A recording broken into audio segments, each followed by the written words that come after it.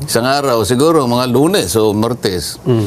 Pagka pa naglabas ng warrant of arrest ang ICC, mandatory ba na isusurrender mo na ang isang mamamayang Pilipino? Wag na yung senador, kahit na hindi senador, kahit na tindera lang sa palengke. Bakit? Ibig mo sabihin na yung ICC mas mataas pa sa legal system ng ating bansa? Yun ang dapat nating mapag-usapan din sa Senado. Hindi po pwede yun. Yung nangyari kay Presidente Duterte, hindi dapat maulit. Kasi labag talaga sa ating saligang batas. Wala nang tataas pa doon. Kahit international ek-ek pa yan.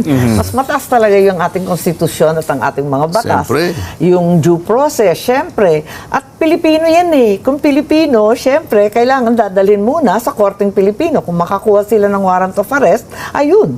Pero kung wala pa, walang visa yun. Nasa korte natin na kilalanin o di kilalanin yung mga warrant na linalabas na galing sa labas.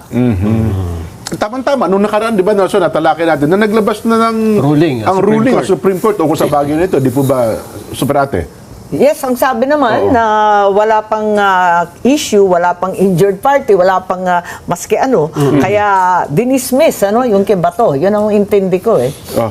Kasi premature eh. Wala Premature pa daw. namang, wala pa nahuli. Wala pa question yung nahuli. Wala pang maipakita yung ICC. Dapat may mahuli na halimbawa, may nahuling butiki halimbawa. Para meron ng actual case. Actual Wala controversy. pang Doon kaso natin matetes kung talagang kakasa ang Supreme Court. Kasi kung ako yung Chief Justice ng Supreme Court, teka muna. Bakit? Mas mataas ba yung legal system o yung ng ibang bansa ng ibang bansa kaysa sa atin? Hindi naman ako papayag sa ganyan kasi meron tayong saligang batas, sasabihin niya. No person shall be deprived of life, liberty or property without due process of law. Bigla mong isasakay na naman sa kung anong nangyari. Sabi nga ni Sen. Aimee, uulitin mo na naman yun. Samantalang kung tutuntunin mo mismo, yung mismo provision ng Rome Statute, kung sino man, halimbawa talagang nakapag-issue na ng warrant of arrest, makikialam pa rin yung yung judicial authority ng domestic court kasi para masino mo kung talaga yung sinabi yun ang taong yun. At kung halimbawa yung kanyang karapatan ay naproteksyonan. Kaya dadalhin mo muna sa korte. Hindi mo dadalhin sa Villamor Airbase. Kailangan nating matingnan, matest. Kung nasusunod pa rin ang mga batas. Parang hindi na eh. Kasi sabi, bendable na daw yung batas sa Pilipinas. Doon sa bagay. Papayag ba tayo doon? Bendable. Depende kung sinong kaharap. Pwedeng tumambling, pwedeng matibay, pwedeng bumaliktad. Ano ba yun? Hindi po pwedeng hindi pwedeng baluktutin. Wala Hindi po. tama yun. Doon mo makikita ngayon kung papayag ang Korte Suprema. So, purbahan mong baluktutin ngayon.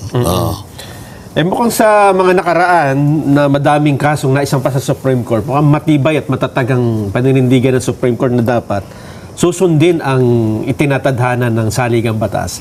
Lalong-lalo na yung sa mga paglilipat ng pondo. Hindi po ba, Sen? Nanindigan ng Supreme Court eh. At least nakita natin ngayon na sinabi niya, ay, balik mo yan. Hindi mo dapat kinuha yan. 60 billion yata yun. 60 billion. Tsaka PhilHealth. Oo, labag din sa charter ng PhilHealth. Yung PDIC, mas malaki yata yun. Mas malaki pa. At saka yung may iba pala mga ahensya ng gobyerno, na kinunan din, pwede daw pala nilang gamitin yung naging desisyon tungkol doon sa PhilHealth issue na para bawiin din po pala yung kanilang mga pondo. Yun din ang sinasabi ng mga GOCC at yung mga GFI na pare-pareho naman ang sitwasyon nila. May sarili silang charter, hiwalay sila, kumbaga korporasyon sila. Hindi sila directly under the mandate of the department. So hindi sila pwedeng pakialaman ng basta at huhugutin lang kung may pera kung saan-saan. Hindi naman po pwede yun. Pero ang sumunod na tanong ngayon, bakit sa halip na sa uli, kukunin sa GAA? Kaya nga eh. Pwede ho ba yun, Super Ate? Palagay ko, hindi po pwede yun, Oo. di ba? Isusoli yun, manggagaling sa National Treasury, Ayun, isusukli mo. Siyempre, Oo, hinugot tama. mo eh. Kaya ngayon, nangangamba rin yung Maharlika Fund. Kasi yung pera nun, wala naman tayong bagong revenue. Ika nga, walang bagong windfall. Di ba? Dapat ganun eh. Hinugot din yun sa Land Bank at DBP. May narinig akong mga bankero ang sabi, paano yun, isusoli rin ba ng Maharlika? Di Oo wala nga na pera pala, yung no? Maharlika, Oo nga, nalo no? ako Oo na. nga pala, oh. Lumalaki sunog eh. Laki nga ng problema nun. Kasi kung kukunin natin at papasok sa GAA, di parang ang dating nun, na double whammy mo yung tao, Yeah. di ba? 2 beses mo kinunan eh. Oo, kasi kung... Parang ang mangyayari, kakalimutan na yon. Oo nga. Kukunin na lamang yung pangbayad doon sa GAA. Opo. Mali yun. yun. Eh, naitanong ko Bulong-bulong nga yung nga tungkol eh. sa Maharlika na yan eh. Opo. Tinanong ko, sapagkat 2 taon na nakararaan, saan mo in-invest? Oo. Kumita Yan. na ba? Walang report eh. Oo. Ano po kasi, Ang sabi kumita daw. Pero, nung kinocompute namin, kumita doon sa interest ng pera na kinuha doon sa Land Bank sa DBP. Yun lang yun. Pero interest wala lang. pang investment Hindi po. pa- hindi Kaya pa nakakalito eh. kung doon niya kinita Kinocompute ko lamang, eh. kung doon niya lamang kinita, lugi pa rin. Bakit ka mo? Magkano yung sweldo nung Ng CEO mga opisyal, mga yes po, lalaki ng sweldo ng mga yun. yung CEO, 2 milyon isang buwan. Sipin nyo. 24 years at 24 years. Man, 2 years na eh. 24 months na po. 24 million na yung sweldo pa lang niya. Sweldo pa lang yan. Paano pa yung ibang mga Hindi po. empleyado At kung doon? balikan natin yung mandato ng Land Bank, hindi ba para sa farmers yon, sa agrikultura, sa pag-develop ng Development lupa? fund yun eh. Yun ang tinatanong yung ko isa eh. naman, development fund, saan ba nag-develop? Nag-develop ng malaking sweldo, aray ko po. Yun. Ay, nako. Kaya nabanggit niyo, Super Arati, yung lumalaking sunog. Hindi ba itong 4 na priority bills ay pamatay sunog? O wala namang, parang sincero na naman doon? Ko alam, hindi ko maintindihan yung mga congressman nung nag-meeting tayo sa Commission on Appointments, abalang-abala. Apo. Tanong ng tanong sa akin, seryoso ba yan? Seryoso ba yan? Abala yung mga congressman doon sa Anti-dynasty. anti-dynasty. Sabi ko, ang totoo, nakapag-hearing ako, noon chairman ako, matagal akong chairman ng electoral reform. Nag-hearing kami dyan sa anti-dynasty. Ang totoo, hindi yan ang first time na magkakaroon tayo ng anti-dynasty provision. Kung maalala ninyo, sa SK, sa Sangguniang Kabataan, meron ng provision na hindi pwedeng kamag-anak, hindi pwedeng anak, hindi pwede yung asawa or apo, at kinakailangan pamangkin, di ba, third or fourth consanguinity or affinity dun sa SK law. Pero sa kagalingan ng Pilipino, nalulusutan pa rin. Kaya nauuwi sa definition mag-re-resign yung tatay na kapitan, halimbawa, pagkatapos yung asawa ang tatakbong kapitan at yung anak ang tatakbong SK. O dinalusutan One na at a naman. time lang. Ayun, so pareho silang hindi incumbent. Lusot na naman yun. Maraming ganyan sa maliliit na barangay, sa amin, sa mga liblib, sa tuktok ng bundok. Wala namang kamag-anak, walang hindi kamag-anak sa mga barangay na mga Yes. 500, 600 lang katao, lahat sila magpipinsan. So hindi naman mabuo yung barangay, yung sinasabing konseho ng SK. Hindi mabuo kasi lahat naman sila magkakamag-anak. Tama. So marami talagang problema yung Dynasty Bill. Kahit gustong-gusto natin maisatupad, ang realidad, ilan ba yung dynasty? 67% daw ng Kongreso, tama ba? 72 yata? Mas malala. Pagkatapos, Sa Senado yata, mas apat. mataas. Marami, Sa Senado, 4 ang magkakapatid. Apo. So, yun. 4 po, di ba? 4 na 4. pare. Opo. Bilyar at Villar, Cayetano, Cayetano. Tulfo, at saka Estrada. Oh, there we go. Ayun. Hindi ako naniniwalang may Makakalusot papasayan. kaya sa Kongreso? Sa Hindi ako palagay niyo? naniniwala kasi isa ako sa mga naunang mga members ng House of Representatives na nag-file ng anti-dynasty bill. Anti-dynasty. Kung hindi ako nagkakamali, 14 Congress naipile na o yun. 15 Congress. Aha. Alam mo, ang sa frustrations, Anyari? Hindi na agenda sa Hindi committee. yata na kalendaryo, Yun di ba? nga. Isipin mo yung kailangan lang inagenda- makalendaryo man lang, mapag-usapan man lang. Tama. Wala. Alam po ninyo, nung kinalendaryo ko, ang daming nagalit sa akin. Oo, yan. Walang yata nag-hearing. Ah, ganun Dalawang ba? beses ako nag-hearing. Yung ikalawang hearing, wala nang sumipot. Tapos hindi na nakikiusap sa akin. Galit. Paano ba ito? Ako tinanong ko lang yung COMSEC. Sabi ko, COMSEC medyo nagtagal Yung nga. yung anti-dynasty ko matagal na ito 8 months na ako. Binibilang ko Kausapin niyo po si chairman. Sabi, bakit naman kako? Di ba ikaw dapat ang nag-ano niyan? Hindi ba kinakailangan bang Di ba basta kausapin niyo si chairman. Pagkausap ko kay chairman, kausapin mo si speaker.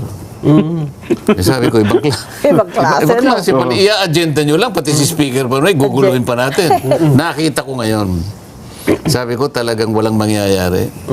Wala sigurong... siguro, nung panahon na yun, siguro ako lang siguro ang nakakaisip na dapat isa katuparan natin yung sinasabi na saligang batas. Opo. Kasi nandun Andun. sa saligang batas. Kaya naisip ko, para magkaroon ng bisayan at hindi na magtalo-talo. Kasi, totoo yung sinasabi ni Sen. Aimee, wala siguro ngayon sa panahon natin ang magle-legislate ng isang batas na labag sa kanilang interes o lalaban sa kanilang interes. Para natin magawa yung anti-dynasty law na yan, kung sakasakali magkakaroon tayo ng pagkakataon na ma-amyenda ang Constitution, yung bahagi ng provision na yun tungkol sa yung dynasty, aalisin mo lamang yung phrase na as may be defined by law. Ibig sabihin, halimbawa nakalagay to prohibit political dynasty. Ang nakalagay kasi ngayon, as may be defined by law. Ayun. Pag tinanggal mo yung as may be defined by law, period na yon. Ang magiging epekto ng provision na yon, self-executory siya. Hindi ka na mangangailangan ng isang enabling law para sa ganon ay matupad mo yung constitutional order na yon. Tatanggalin mo lang. As may, kasi pag sinabi mo As may be provided as by may be defined by law, gagawa ka talaga ng batas. Kaya mangangailangan ka talagang mag-file ng anti-dynasty bill. Ayun. Aba, ilan ang kalaban mo riyan? 70% dito ang kalaban mo. 62% doon sa baba. Patay Walang kang mangyayari bata dyan. ka pa talaga pero, naman. Sen. Aimee, Talagang problematic Dalawang hearing nga lang galit na sa akin Hindi na ako kinikibo. ngayon po, mismong speaker Opo, at saka ang Pangulo, mismo daw nagsusulong nito. at Seryoso daw mismong po majority floor leader Opo. Kakayanin ba? What do you think? Sinong nagsusulong? Speaker Faustino D. Speaker At Boji majority At saka si Sandro. Sandro. Naniniwala ka naman. Seryoso? Serious ba? Ang problema kasi... Ako po nagsusulong. Opo. Pagtalikod. Kunwari lang yun, Ang mahirap kasi ngayon dahil kasalanan rin ng media kasalanan ninyo Opo. Showmanship na lang Hindi, kami po naniniwala. Performative legislation, nalo ako na. At least napila. Bahala na. Kayo na. Sabi nga ni Mang Dante. At ganun din yung magdi-define ng party list po, di ba? Ayun, yun. Sa Party list yung reform party act. list. Nag-hearing din ako dyan. Sa awa ng Diyos, ako lang nagtsatsaga. Sa dalawang hearing, yung unang hearing, may dumating pa, nagpadala yung mga party list ng ilang abogado nila. Meron silang mga kinatawan. Yung ikalawa, naku, talaga nagwelga na. Hindi na sumipot, maski isa. Pambira talaga. Kaya, ewan ko ba, paano ba? Pero bilang Paano isa pa po sa bubuyan? San Dante, doon sa part ng party list, ano bang mga dapat itama doon sa batas natin may kinalaman sa party list? Ang isa sa dapat itama dyan, Opo. kapag wala siyang malinaw na sektor na re-representahan, Ayun, huwag mo papayagan. Ang problema po kasi dahil sa kaso ng Korte Suprema, kahit non-member ka doon sa Marginal Sector Association na yun, lusot, pasok Pwede ka. Kaya, ewan ko, yun ang nangyayari. Kanya-kanyang party list. Pero hanapan mo pa rin ng sektor. May sector sila, Katulad halimbawa, pero hindi sila member. hindi ko nababanggitin yung pangalan. Opo. Sige, banggitin na ninyo. Pero nasa Alam isang naman natin block. lahat. Opo. Sabi ko, anong sektor ka naman? Kasi kung hindi mo maituturo, kasi ako, urban poor. Opo. O itong isa ako, senior citizen. Yan, opo. Ito si mangingisda. Ayan. Ikaw, ano ka? Lahat daw, ano niya. Lahat. Edi ang laki ng advantage mo. Pagkabutuhan ako, ang boboto lang sa akin, halimbawa, Urban yung poor. kumikilala sa urban poor na Yes po. tagapagtanggol. Ito naman, ang boboto lang sa kanya, senior citizen. Ito, mangingisda. Ito, farmer. Opo. Ikaw, anong, ano mo? Lahat kanya. Pagka naman tinignan mo yung pangalan ng ano niya, talagang, hindi mo malaman kung ibig sabihin ng pangalan ng ano. Oo. O halimbawa, sinabi mo, Akba. Hindi ko nababanggitin Ayan eh. na, talaga naman. Ano nga, Itago natin sa pangalan na. Akba. Kayo talaga. Ano ba talaga ang sektor mo? Hindi, kanya lahat eh. Ano ko eh. Sakop lang. Sakop. Pwede ba yung lahat sakop mo? Walang sinasabing ganon. Ang mismong saligang batas nagsabi, labor, kanya, urban poor. Sinasabi Marginal eh. sectors dapat eh. Marginalized nga eh.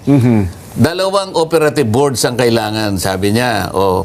Underrepresented, Yan. marginalized. Marginalized. Opo. Kayo, marginalized ka ba? Underrepresented ka ba? Oho. Lahat nga. Underrepresented daw po yung kontratista.